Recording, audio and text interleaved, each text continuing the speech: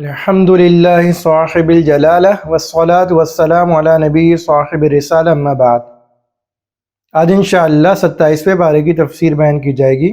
27ویں پارے میں اللہ تعالیٰ نے اس آیت کو ذکر کیا وَفِرُّوا إِلَى اللَّهِ إِنِّي لَكُم مِّنْهُ نَذِيرٌ مُّبِينٌ، کہ تم اللہ کی طرف دوڑ کر آؤ، تم اللہ کی طرف دوڑ لگا دو، میں تو تمہیں اللہ سے کھلا ڈرانے والا ہوں۔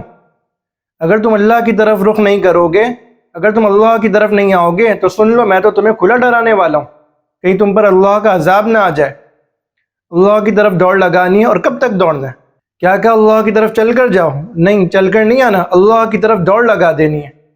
زندگی بہت مختصر سی ہے، اس مختصر سی زندگی میں اللہ تعالیٰ کو راضی کرنا ہے تو اللہ تعالیٰ کی طرف دوڑ لگا دیں۔ اور کب تک دوڑ لگانی ہے؟ تو شاعر کہتا ہے یہاں تو عین منزل ہے تھکن سے چور ہو جانا۔ کوئی منزل متعین نہیں ہے، کوئی مقام متعین نہیں ہے، بس اپنے آپ کو کھپا دو، اپنے آپ کو لگا دو، اپنے آپ کو مٹا دو، دوڑتے رہو اللہ تعالیٰ کی طرف، دوڑتے رہو، گرو گے اٹھو پھر دوڑنا شروع کر دو، پھر دوڑتے رہو، پھر نفس کے وار سے، شیطان کے وار سے پھر گر جاؤ گے، پھر اٹھو اور پھر اللہ تعالیٰ کی طرف دوڑتے رہو، موت کے وقت پتہ چلے گا کہ کہاں پہنچے ہو۔ اللہ تعالیٰ کی طرف دوڑتے رہو، اللہ تعالیٰ کی طرف دوڑتے رہو، یہاں تو عین منزل ہے تھکن سے چور ہو جانا۔ یہاں تو منزل ہی اپنے آپ کو تھکانا ہے، یہاں منزل کوئی خاص مقام نہیں ہے، یہاں منزل اپنے آپ کو اللہ کے لیے تھکا دینا ہے، اپنے آپ کو اللہ کے لیے لگا دینا ہے۔ اللہ تعالیٰ قرآن میں کیا ارشاد فرماتے ہیں؟ اتقوا اللہ ما استطعتم، کہ جتنا تم اللہ سے ڈر سکتے ہو اتنا اللہ سے ڈر جاؤ، جتنا تم تقوی اختیار کر سکتے ہو اتنا تقوی اختیار کرو، اس سے پیچھے نہ ہٹو، یہ کام کرنے سے پیچھے نہ ہٹو۔ اسی کو قرآن میں اللہ نے بیان فرمایا وَفِرُّوا إِلَى اللَّهِ، کہ اللہ کی طرف دوڑ جاؤ، إِنِّي لَكُم مِّنْهُ نَذِيرٌ مُّبِينٌ، میں تو تمہیں اللہ سے کھلا ڈرانے والا ہوں۔ جب اللہ کی طرف نہیں دوڑو گے تو غیر اللہ کی طرف دوڑنا پڑے گا۔ دو راستے ہیں، یا تو اللہ کی طرف دوڑ جائیں یا غیر اللہ کی طرف دوڑ جائیں۔ اب آپ کو اختیار ہے، چاہے اللہ کے ہو جائیں چاہے غیر اللہ کے ہو جائیں۔ اور اللہ تعالیٰ آگے بیان فرماتے ہیں کہ اللہ کی طرف کیوں دوڑنا ہے؟ وَمَا خَلَقْتُ الْجِنَّ وَالْإِنسَ إِلَّا لِيَعْبُدُونَ، کہ ہم نے انسانوں کو اور جنوں کو اپنی عبادت کے لیے پیدا کیا ہے۔ جب ہم نے انسان کی تخلیق کا مقصد بتا دیا، جنات کی تخلیق کا مقصد بتا دیا، انسان کا وہ کام بتا دیا جس کے لیے اسے پیدا کیا گیا ہے، تو اب انسان کی ذمہ ہے کہ اسی کام کو کرے۔ اللہ تعالیٰ نے انسان کو اپنی عبادت کے لیے پیدا کیا، تو اب انسان کی ذمہ داری بنتی ہے کہ اللہ کی طرف دوڑ لگا دے، وہ اللہ کا ہو جائے، اللہ کے علاوہ کسی اور کی طرف دیکھے نہیں۔ وَمَا خَلَقْتُ الْجِنَّ وَالْإِنسَ إِلَّا لِيَعْبُدُونَ، کہ ہم نے انسانوں اور جنوں کو اپنی عبادت کے واسطے ہی پیدا کیا ہے، ہم نے انسانوں اور جنوں کو اپنی ہی عبادت کے لیے پیدا کیا ہے۔ اس کے بعد اللہ تعالیٰ نے اس آیت کو ذکر کیا فَلَا تُزَكُّوا أَنفُسَكُمْ هُوَ أَعْلَمُ بِمَنِ اتَّقَىٰ، تم اپنی پاکی بیان مت کرو، تم اپنی بڑائی بیان مت کرو، اللہ تعالیٰ زیادہ جانتا ہے کہ متقی کون ہے۔ یہاں اللہ تعالیٰ منع فرما رہے کہ اپنی بڑائی مت بیان کرو، اپنی تعریفوں کے پل مت باندھو، اپنی خوبیاں مت بتاؤ، اللہ تعالیٰ جانتے کہ متقی کون ہے۔ ان اکرمکم عند اللہ اتقاکم، اللہ کے نزدیک عزت والے، اللہ کے نزدیک مقام والے وہ متقی ہیں، تو اللہ جانتے تم میں متقی کون ہے، اس لیے اپنی بڑائی کرنے کی ضرورت نہیں ہے، اس لیے اپنی تعریفات کے پل باندھنے کی ضرورت نہیں ہے۔ اور جن میں کچھ ہوتا ہے، کسی کمال کو پہنچے ہوتے ہیں نا، وہ ظاہر نہیں کرتے، وہ تو اپنے آپ کو سب سے کمتر سمجھتے ہیں۔ ایک مسلمان کا حال یہ ہونا چاہیے کہ وہ ہر مسلمان کو اپنے سے افضل سمجھے، کیا پتہ اللہ تعالیٰ کو کسی اور کا کون سا عمل پسند ہو، اور ہر کافر کو مستقبل کے اعتبار سے اپنے سے اچھا سمجھے کہ ہو سکتا ہے کہ اللہ تعالیٰ مستقبل میں اسے ایمان دے دے اور یہ مجھ سے آگے نکل جائے۔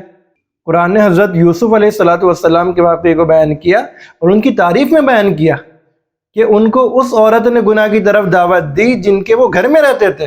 کتنے احسان ہوں گے اس خاتون کے، کتنا مشکل ہو گیا ہوگا منع کرنا، لیکن قرآن ان کی عظمت کو بیان کر رہا ہے کہ وہ پھر بھی گناہ کی طرف نہیں گئے، اللہ کی پناہ مانگی، گناہ سے بچ گئے۔ اس کے باوجود حضرت یوسف علیہ السلام نے کیا جملہ کہا؟ وَمَا أُبَرِّئُ نَفْسِي إِنَّ النَّفْسَ لَأَمَّارَةٌ بِالسُّوءِ إِلَّا مَا رَحِمَ رَبِّي، میں کوئی اپنی پاکی بیان نہیں کرتا، اگر میں بچ گیا ہوں گناہ سے، اگر میں گناہ سے بچ نکلا، اللہ نے مجھے بچا لیا، تو میں کوئی اپنی پاکی بیان نہیں کرتا، کیونکہ نفس تو انسان کو گناہوں پر ابھارنے والا ہے۔ ہاں، جس پہ اللہ رحم کر دینا وہ بچتا ہے، جس پر اللہ رحم کریں گے وہ بچ جائے گا۔ اتنا بڑا مجاہدہ اختیار کیا، اتنے بڑے گناہ سے بچ گئے اور اتنی استقامت کا مظاہرہ کیا، پھر بھی کیا فرما رہے ہیں کہ میں اپنی پاکی بیان نہیں کرتا، نفس تو انسان کو گناہ پر ابھارنے والا ہے، اللہ نے بچایا مجھے۔ اور اللہ تعالیٰ بھی کیا فرمانے، فَلَا تُزَكُّوا أَنفُسَكُمْ، اپنی پاکیاں مت بیان کرو، اپنی بڑائیاں مت بیان کرو، اپنی نیکوکاری مت بیان کرو۔ وہ عالم بمن اتقى، وہ جانتا ہے تم کتنے متقی ہو۔ ہمارے یہاں کوئی شخص رات کو 4 رکعت تہجد پڑھ لے، ذرا 2 رکعت اشراق کے پڑھ لے، 4 رکعت اشراق کے پڑھ لے، تھوڑا ذکر کر لے، اسے سارا معاشرہ فاسق و فاجر نظر آتا ہے، اور وہ اپنی تعریفات کے ایسے پل باندھتا ہے کہ انہیں آسمان سے لگا دیتا ہے۔ یاد رکھیں، جو متقی ہوتا ہے نا، جب تقوی دل میں آ جائے تو انسان میں ڈر پیدا ہو جاتا ہے، خوف پیدا ہو جاتا ہے، اللہ کی خشیت آ جاتی ہے، انسان کرتا رہتا ہے، ڈرتا رہتا ہے۔ پھر انسان کی صفت یہ بن جاتی ہے کہ کرتا رہے گا، ڈرتا رہے گا، کرتا رہے گا، ڈرتا رہے گا، جو کرے گا اس پر یہ سمجھے گا کہ یہ اللہ کے دربار میں پیش کرنے کے قابل نہیں ہے۔ اس کے بعد اللہ تعالیٰ نے اس آیت کو ذکر کیا، وَلَا تَزِرُ وَازِرَةٌ وِزْرَ أُخْرَىٰ، کہ کوئی بوجھ اٹھانے والا دوسرے کا بوجھ نہیں اٹھائے گا۔ گناہ آپ نے کیا ہے، کندھے آپ کے بھاری ہوں گے۔ جو شخص گناہ کرے گا کندھے اس کے بھاری ہوں گے۔ ایسا نہیں کہ میرے گناہ کسی اور کے سر پہ ڈال دیے جائیں، ایسا نہیں ہوگا کہ میرے گناہ میرے کندھوں سے اتار دیے جائیں۔ میں نے جو کیا ہے اس کا بوجھ میری ہی کمر پر آئے گا، میں نے جو کچھ کیا اس سے میری کمر بھاری ہوگی۔ وَلَا تَزِرُ وَازِرَةٌ وِزْرَ أُخْرَىٰ، گناہوں کا بوجھ کہیں اور نہیں جائے گا، گناہوں کے بوجھ سے کندھے تو بھاری ہوں گے، گناہوں کے بوجھ سے کمر تو بھاری ہوگی ہوگی۔ وَأَن لَيْسَ لِلْإِنسَانِ إِلَّا مَا سَعَىٰ، اور انسان کے لیے وہی کچھ ہے جس کی وہ کوشش کرتا ہے۔ انسان اسی کچھ کو پاتا ہے جس کی وہ کوشش کرتا ہے۔ مفسرین نے یہاں ذکر کیا کہ اس سے ایمان مراد ہے، کہ ایسا نہیں ہوگا کہ کوئی شخص بغیر ایمان کے چلے گیا، اس نے ایمان کی سعی نہیں کی، ایمان کی کوشش نہیں کی، اور اللہ تعالیٰ اسے ایمان عطا فرماتے قیامت کے دن اسے صاحب ایمان میں شمار کر دیں، ایسا نہیں ہوگا۔ وَأَن لَيْسَ لِلْإِنسَانِ إِلَّا مَا سَعَىٰ، انسان کے لیے وہی ہے جس کی وہ کوشش کرتا ہے۔ اب اس نے ایمان کی کوشش نہیں کی، قیامت کے دن اسے صاحب ایمان میں شمار نہیں کیا جائے گا، قیامت کے دن اس کا حشر ایمان والوں کے ساتھ نہیں ہوگا، وہ کافر ہی سمجھا جائے گا۔ ہمارے معاشرے میں کچھ لوگوں نے اس آیت کو دیکھ کر ایصال ثواب کا انکار کر دیا کہ اللہ تعالیٰ کسی دوسرے کا کیا ہوا عمل کا ثواب کسی اور کو نہیں پہنچاتے، جبکہ یہ بات درست نہیں ہے۔ آیت میں ایمان مراد ہے۔ ہمارے معاشرے میں کچھ لوگوں نے اس آیت کے ظاہر کو دیکھ کر یہ بات کہہ دی کہ کوئی دوسرا شخص اگر کوئی نیک عمل کر کے کسی کو وسیلہ کر دے، کسی کو اعمال پہنچا دے، تو یہ اعمال اس کو نہیں پہنچیں گے، اس کا ثواب اسے نہیں ملے گا۔ تو یہ بات درست نہیں ہے، کیونکہ آیت میں ایمان مراد ہے کہ ایک کا ایمان دوسرے کے ایمان کو فائدہ نہیں دے گا، یعنی ایک شخص کا ایمان کسی ایسے آدمی کو جو ایمان نہیں لایا اس کو کوئی فائدہ نہیں دے گا، لیکن اس کے کیے ہوئے اعمال اگر وہ اس کو ثواب پہنچا دے تو اس کو فائدہ دے گا۔ اور اگر یہ مراد لے لیا جائے کہ یہاں اس آیت سے عمل مراد ہے، یہ بات مان لی جائے کہ اس آیت سے یہاں پر عمل مراد ہے کہ ایک کے عمل کا ثواب دوسرے کو نہیں پہنچے گا، تو یوں کہا جائے گا کہ یہ قانون ہونا چاہیے تھا، اور یہی قانون تھا کہ ایک کے عمل کا ثواب دوسرے کو نہیں پہنچتا، لیکن اللہ تعالیٰ اپنی رحمت سے کسی دوسرے کا ثواب، کسی دوسرے کے عمل کا ثواب بھی کسی اور کو پہنچا دیتے ہیں۔ اور ذرا سوچنے کی بات یہ ہے کہ اگر کوئی شخص کسی کو ایصال ثواب کر رہا ہوتا ہے تو عمومی طور پر وہ اس کی کسی نیکی کی وجہ سے ہی کر رہا ہوتا ہے، اس کے کسی کردار کی وجہ سے ہی کر رہا ہوتا ہے، تو وہ لَيْسَ لِلْإِنسَانِ إِلَّا مَا سَعَىٰ کے اندر خود تو داخل ہے کہ اس نے جو ایصال ثواب کیا اس شخص کو تو اس کے نیک عمل کی وجہ سے کیا نا، تو وہ شخص اپنے نیک عمل کا ہی تو ثمرہ حاصل کر رہا ہے، تو وہ شخص اپنے نیک عمل کا ہی تو بدلہ حاصل کر رہا ہے۔ حدیث میں آتا ہے اِذَا مَاتَ الْإِنسَانُ انْقَطَعَ عَمَلُهُ إِلَّا مِنْ ثَلَاثَةٍ، کہ جب انسان مر جاتا ہے تو اس کے اعمال منقطع ہو جاتے ہیں، تو اس کے اعمال رک جاتے ہیں سوائے 3 چیزوں کے۔ پہلا کیا ہے؟ إِلَّا مِنْ صَدَقَةٍ جَارِيَةٍ، سب سے پہلے کہ صدقہ جاریہ، جو اس نے اپنی زندگی میں صدقہ جاریہ کیا تھا اس کا ثواب اس کو مرنے کے بعد ہی پہنچے گا۔ دوسرا کیا ہے؟ او علم ينتفع به، اور وہ علم جس سے لوگ فائدہ اٹھا رہے ہیں، اس نے کوئی کتاب لکھ دی تھی، اس کی کوئی تحریر تھی، کوئی تقریر تھی، اس کے کوئی بیانات تھے جس سے لوگ فائدہ اٹھا رہے ہیں، لوگ ہدایت کو حاصل کر رہے ہیں، لوگ علم کی روشنی کو حاصل کر رہے ہیں، تو یہ علم بھی اس کو مرنے کے بعد بھی فائدہ پہنچائے گا۔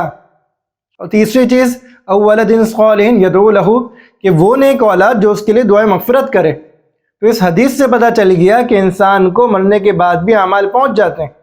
اب بچہ جب دعا کرے گا اور باپ کو اس کا ثمرہ پہنچے گا، باپ کو اس کا فائدہ پہنچے گا، تو یہ باپ کی اپنی کمائی تو نہیں ہے، تو یہ دوسرے کے اعمال کا فائدہ، دوسرے کی دعا کا فائدہ اس کو پہنچ رہا ہے۔ تو حدیث سے بات معلوم ہو گئی کہ ایک بندے کے عمل کا ثواب اگر وہ کسی دوسرے کو پہنچائے تو اللہ تعالیٰ اس کو بھی قبول فرما لیتا ہے۔ اس کے بعد اللہ تعالیٰ نے سورہ نجم کو ذکر کیا۔ سورہ نجم کے فضائل میں آتا ہے کہ جب آپ صلی اللہ علیہ وآلہ وسلم نے کفار مکہ کے سامنے اور صحابہ رضوان اللہ علیہم اجمعین کی جماعت کے سامنے سورہ نجم کو تلاوت کیا، اس کی فصاحت و بلاغت، اس کے عمدہ مضامین اور اس کی ایک عجیب کیفیت کی وجہ سے، اس کے ایک الگ ہی اثر کی وجہ سے صحابہ رضوان اللہ علیہم اجمعین کی جماعت تو کیا کفار بھی سجدے میں گر گئے۔ آپ صلی اللہ علیہ وآلہ وسلم نے تلاوت کرنے کے بعد جب خود سجدہ فرمایا تو سارے کفار مکہ اور صحابہ رضوان اللہ علیہم اجمعین وہ بھی سجدے میں گر پڑے۔ یہ سورت کی خاصیت ہے، یہ سورت کا کمال ہے کہ اس کی فصاحت و بلاغت نے عرب کو ٹکنے نہیں دیا، عرب کے تکبر کو ٹکنے نہیں دیا، اس نے توڑ کے رکھ دیا۔ اس کی فصاحت و بلاغت نے عرب کو بھی جھکا دیا، کفار مکہ کو بھی جھکا دیا۔ اس کے بعد اللہ تعالیٰ نے اس واقعے کو ذکر کیا، اقتربت الساعۃ وانشق القمر، کہ قیامت قریب آنے والی ہے اور چاند کے 2 ٹکڑے کر دیے گئے۔ اقتربت الساعۃ، قیامت قریب آنے والی ہے، وانشق القمر، اور چاند کے 2 ٹکڑے کر دیے گئے۔ جب کفار مکہ نے آ کے آپ صلی اللہ علیہ وآلہ وسلم کی نبوت پر دلیل طلب کی اور آپ سے یہ کہا کہ آپ کو ہمیں ایسی چیز دکھائیں جس کی وجہ سے ہم آپ کو نبی مان لیں، آپ صلی اللہ علیہ وآلہ وسلم نے چاند کو ایسے اشارہ کیا، چاند 2 ٹکڑے ہو گیا۔ اللہ تعالیٰ نے چاند کے 2 ٹکڑے کر دیے، جو کائنات نے کبھی ایسا منظر نہیں دیکھا تھا۔ کفار مکہ نے اپنی آنکھوں سے اس کا مشاہدہ کیا کہ چاند پہلے 2 ٹکڑے ہوا، پھر اللہ کے حکم سے جا کے واپس مل گیا۔ اب بجائے اس کے کہ کفار مکہ کے مطالبے پر ان کو آپ صلی اللہ علیہ وآلہ وسلم نے معجزہ دکھایا تو تسلیم کر لیتے، انکار کر دیا۔ قرآن نے ان کے انکار کو یوں بیان کیا ہے، وَإِن يَرَوْا آیَةً يُعْرِضُوا، کہ جب ان کو کوئی نشانی دکھائی جاتی ہے نا، جب وہ کوئی نشانی دیکھتے ہیں، يُعْرِضُوا، اعراض کر لیتے ہیں، نشانی کو نہیں مانتے۔ اللہ تعالیٰ نے ایک نشانی دکھا دی حق کی، بجائے اس کے کہ مان لیں، ماننے کے بجائے اعراض کرتے ہیں۔ وَيَقُولُوا سِحْرٌ مُسْتَمِرٌ، اور کیا کہتے ہیں کہ یہ تو کھلا جادو ہے، یہ تو انتہائی مضبوط جادو ہے، کہ محمد کے جادو کا کمال دیکھو، چاند کو 2 ٹکڑے کر دیا۔ تمہارے ہی مطالبے پر تم ایسا کام کر دکھایا گیا کہ جس کی وجہ سے تم نبوت کو مان لو، اب ماننے کے بجائے تم نے اس کو جادو پر ڈال دیا۔ کتابوں میں یہ بات آتی ہے کہ ہندوستان میں گولیار کے بادشاہ نے اس واقعے کو ہندوستان کے اندر دیکھا تھا۔ اس نے آسمان پر دیکھا تو چاند 2 ٹکڑے ہوا اور پھر چاند جڑ گیا، یہ واقعہ اس نے بھی دیکھا۔ اور ہندوستان کی تاریخ پر مشہور کتاب تاریخ فرشتہ، جو اپنے اندر ایک تاریخی شان رکھتی ہے اور جس کو تاریخ کے اندر ایک نمایاں مقام حاصل ہے، جس کے مصنف محمد بن قاسم فرشتہ ہیں، انہوں نے جلد نمبر 2 کے اندر یہ واقعہ لکھا ہے کہ 30ویں صدی ہجری کی ابتدا میں کچھ صحابہ رضوان اللہ علیہم اجمعین پانی کے راستے سری لنکا کے جزائر کی طرف جا رہے تھے، لیکن موجوں کی تیزی نے اور ہواؤں کی رفتار نے انہیں جزائر مالابار کی طرف پہنچا دیا۔ جب وہ وہاں پہنچے تو وہاں کا بادشاہ، جس کا نام سامری تھا، اس نے مسلمانوں کے بارے میں سنا ہوا تھا، عیسائیوں سے سنتا تھا، یہودیوں سے سنتا تھا۔ تو جب اسے معلوم ہوا کہ کچھ مسلمان آئے ہیں، اس نے تحقیق کرنا شروع کر دی، اس نے پوچھنا شروع کر دیا، تمہارے نبی کیسے ہیں، کیا بتاتے ہیں، کیا کرتے ہیں؟ تو صحابہ رضوان اللہ علیہ مجمعین جواب دیتے رہے۔ جواب دیتے دیتے انہوں نے اپنے نبی کا ایک معجزہ ذکر کیا کہ ہمارے نبی نے چاند کو 2 ٹکڑے کیا تھا۔ تو جیسے ہی سامری نے بات سنی، وہ فوراً رک گیا، اس نے کہا ٹھہر جاؤ۔ اس نے کہا کیا تم نے؟ انہوں نے کہا بھائی چاند کو 2 ٹکڑے کیا تھا۔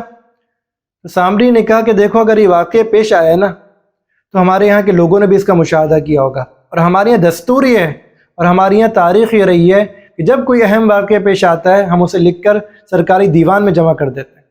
ہم سرکاری دیوان کھول لیتے ہیں، یہ واقعہ پیش آیا ہوگا تو میں دیکھ لوں گا۔ تو وہ گیا، اس نے جا کے سرکاری دیوان کو دیکھا۔ جب سرکاری دیوان کھولے تو وہاں یہ واقعہ لکھا ہوا تھا کہ یہاں کے لوگوں نے مشاہدہ کیا کہ چاند پہلے 2 ٹکڑے ہوا اور پھر جڑ گیا۔ یہ بات سن کر وہ سامری بادشاہ ایمان لے آیا اور صحابہ رضوان اللہ علیہ اجمعین کی جماعت کے ساتھ اپنے تخت کو چھوڑ کر، اپنی حکومت کو چھوڑ کر، اپنے ملک کو چھوڑ کر روانہ ہو گیا۔ اور بالفرض اگر یہ واقعہ تاریخ کی کتابوں میں نہ بھی لکھا ہوتا تو کیا قرآن اپنی تصدیق کے لیے کسی تاریخی روایت کا محتاج ہے؟ کہ قرآن کی تصدیق کے لیے ہم کسی تاریخی روایت کو تلاش کریں گے؟ کوئی تاریخی روایت آگے قرآن کی تائید کر دے تو بہت اچھی بات ہے، لیکن قرآن اپنی تائید کے اندر کسی تاریخی روایت کا محتاج نہیں ہے۔ ہم قرآن کو مسلمان ہونے کی حیثیت سے مانتے ہیں، اور ہمارا ایمان ہے کہ جو بات قرآن میں لکھی ہوئی ہے یہ بات 100% درست ہے۔ اللہ نے فرما دیا کہ چاند کے 2 ٹکڑے کیے گئے تھے، تو بس ہم نے مان لیا کہ چاند 2 ٹکڑے ہوا تھا، نہ ہماری آنکھوں نے دیکھا، نہ ہمارے پاس کوئی اور دلیل ہو۔ قرآن نے کہہ دیا یہ بات کافی ہے ہمارے ماننے کے لیے، بس کہ قرآن نے کہہ دیا کہ چاند کے 2 ٹکڑے ہوئے تھے تو ہوئے تھے، بس۔ یہ ایک مسلمان کا ایمان ہونا چاہیے اور یہی ایک مسلمان کا کردار ہونا چاہیے۔ اور یہ بات بھی کہیں سنی تھی کہ علم نجوم والے اور یہ جادوگر، ان کو معلومات حاصل کرنے میں اور جادو کرنے میں کچھ چاند کا سہارا بھی لیتے تھے، اور پہلے ان کا جادو بہت ٹھیک ٹھاک ہوتا تھا اور ان کو خبر بھی صحیح پہنچ جاتی تھی، لیکن جب سے چاند میں دراڑ پڑی ہے نا اور چاند دوبارہ جڑے تو اس لکیر کی وجہ سے ان کا حساب خراب ہو جاتا ہے۔ یعنی ان کے علم کے اندر کچھ حساب تھا جو یہ چاند سے کیا کرتے تھے، چاند میں دراڑ پڑی ان کا حساب خراب ہو گیا، اب یہ اس طرح کام نہیں کر پاتے۔ اس کے بعد اللہ تعالیٰ نے سورہ رحمان کو ذکر کیا، الرحمن علم القرآن۔ رحمان اللہ تعالیٰ کے صفاتی ناموں میں بہت بڑا نام ہے، الرحمن۔ اللہ تعالیٰ نے سب سے بڑے نام کو ذکر کیا، پھر کیا فرمایا؟ علم القرآن، کہ رحمان وہ ہے جس نے انسان کو قرآن سکھایا۔ رحمان اللہ تعالیٰ کے صفاتی ناموں میں سب سے بڑا نام۔ قرآن اللہ تعالیٰ کی آسمانی کتابوں میں سب سے بڑی کتاب، سب سے اہم کتاب۔ خلق الانسان، کہ جس نے انسان کو پیدا کیا۔ انسان اللہ تعالیٰ کی مخلوق میں سب سے اشرف المخلوقات، سب سے اعلیٰ مخلوق، سب سے قیمتی مخلوق اور سب سے معزز ترین مخلوق۔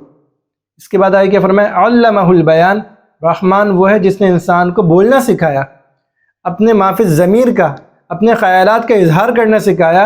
انسان کو دیگر حیوانوں سے ممتاز کرنے والی چیز انسان کا بولنا ہے۔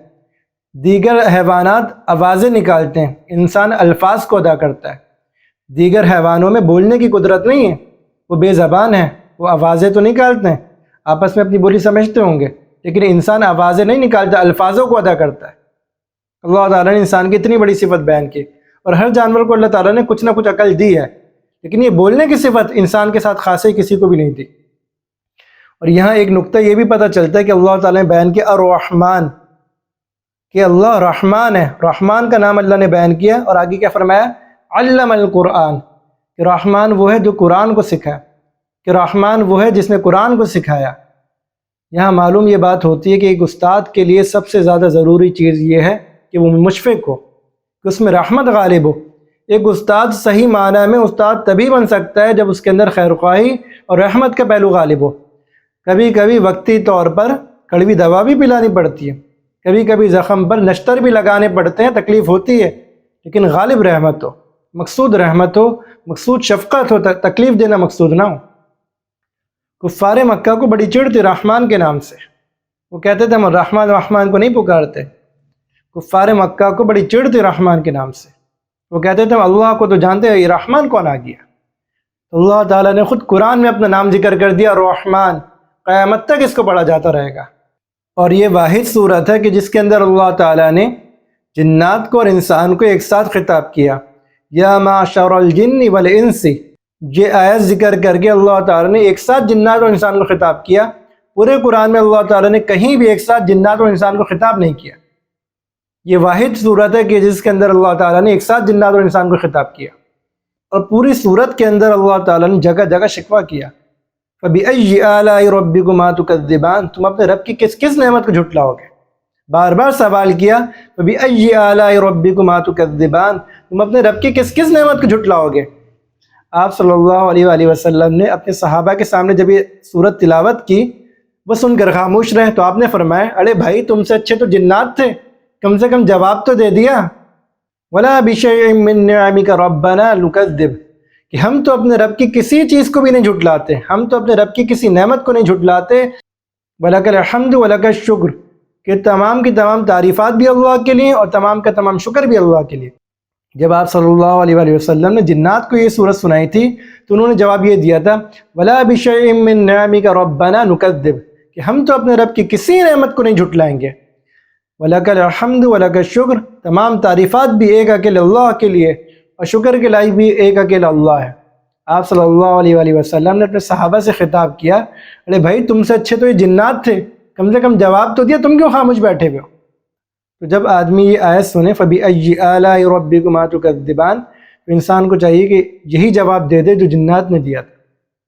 اللہ تعالیٰ نے سورہ رحمان میں اپنی عجیب عجیب قدرتوں کا بیان فرمایا، اللہ تعالیٰ نے عجیب عجیب خلقت کا بیان فرمایا، اور یہاں اللہ تعالیٰ نے کیا ذکر کیا؟ مرج البحرین یلتقیان بینہما برزخ لا یبغیان، مرج البحرین یلتقیان، کہ ہم نے دو دریاؤں کو ایک ساتھ چلایا کہ جو دونوں مل رہے ہیں، دو ملتے ہوئے دریا ایک ساتھ چل رہے ہیں، بینہما برزخ لا یبغیان، لیکن دونوں کے درمیان ایک آڑ لگا دی، دونوں حقیقت میں نہیں ملتے، دونوں بظاہر تو ساتھ جڑے ہوئے ہیں اور ساتھ مل رہے ہیں، چل رہے ہیں، لیکن اللہ تعالیٰ نے ان کے درمیان ایک آڑ پیدا کر دی کہ جس کی وجہ سے اس کا پانی اس میں نہیں ملتا، اس کا پانی اس میں نہیں ملتا۔ دنیا میں ایسے مقامات کئی جگہ پر ہیں، کئی جگہ ایسے دریا ہیں کہ جہاں جب پانی کو دیکھا جائے تو دو طرح کے پانی ایک ساتھ چل رہے ہیں اور درمیان میں ایک لکیر بھی نظر آ رہی ہوتی ہے کہ یہ اس طرف کا پانی، یہ اس طرف کا پانی ہے، دونوں پانی ساتھ چل رہے ہیں۔ قدرت کا تقاضا تو یہ تھا کہ دونوں مل جاتے، لیکن اللہ تعالیٰ نے اپنی قدرت کا عجیب مظاہرہ کروایا کہ دونوں ساتھ چل رہے ہیں لیکن ملنے نہیں دیا۔ مرج البحرین یلتقیان، دو سمندر چل رہے ہیں اور ملتے ہوئے نظر آ رہے ہیں، بینہما برزخ لا یبغیان، اللہ نے دونوں کے درمیان آڑ کو پیدا کر دی، ملیں گے نہیں۔ فَبِأَيِّ آلَاءِ رَبِّكُمَا تُكَذِّبَانِ، تم اپنے رب کی کس نعمت کو جھٹلاؤ گے؟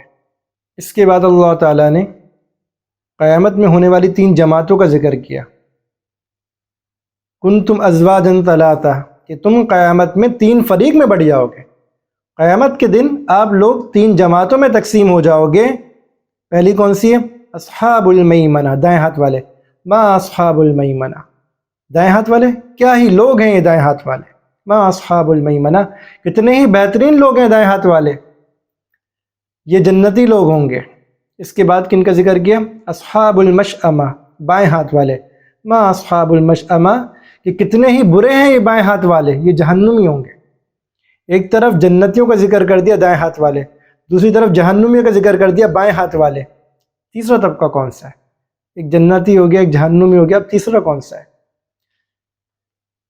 والسابقون السابقون اولئک المقربون، کہ آگے نکلنے والے تو آگے نکلنے والے ہیں، کہ آگے نکلنے والے تو آگے نکلنے والے ہیں۔ اولئک المقربون، یہی وہ لوگ ہیں جو اللہ کے مقرب ہیں، یہی وہ لوگ ہیں جو اللہ تعالیٰ کے قریب ہیں، یہی وہ لوگ ہیں جو اللہ سے محبت رکھتے تھے اور اللہ بھی ان سے محبت رکھتا ہے۔